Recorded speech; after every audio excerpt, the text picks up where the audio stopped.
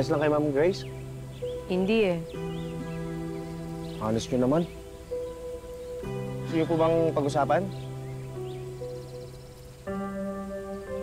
Sana magkaayos na si Ma'am Nova at saka si Carlos. Siguro kapag nagkaayos na si Ma'am Nova at saka si Carlos, magiging okay na rin ako. Sige po, ma'am. Iwan ko muna po kayo.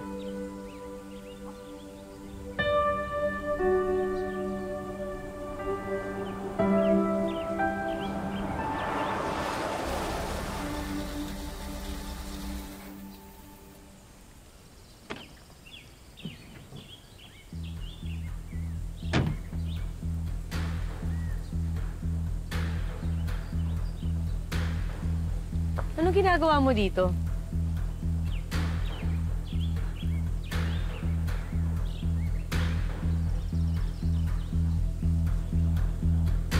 Wala kang pakialam. Nag-uusap sa loob si Ma'am Nova at saka si Carlos. Hayaan mo na muna sila, huwag ka na muna manggulo. Excuse me?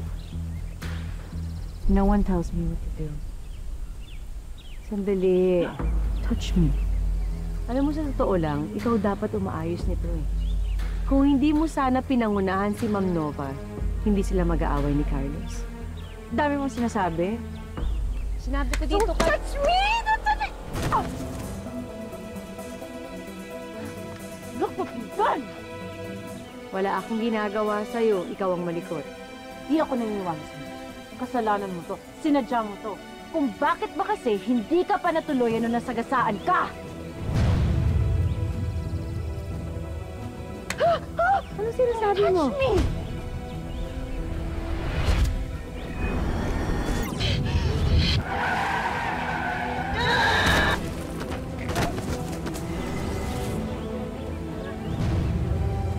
Ikaw? Ikaw ang driver na nakabangga sa akin? Paano mo na naman nalaman? You really are an alien, aren't you? You're a freak! At ikaw na naman, Venus. Napakasama mo talaga, no?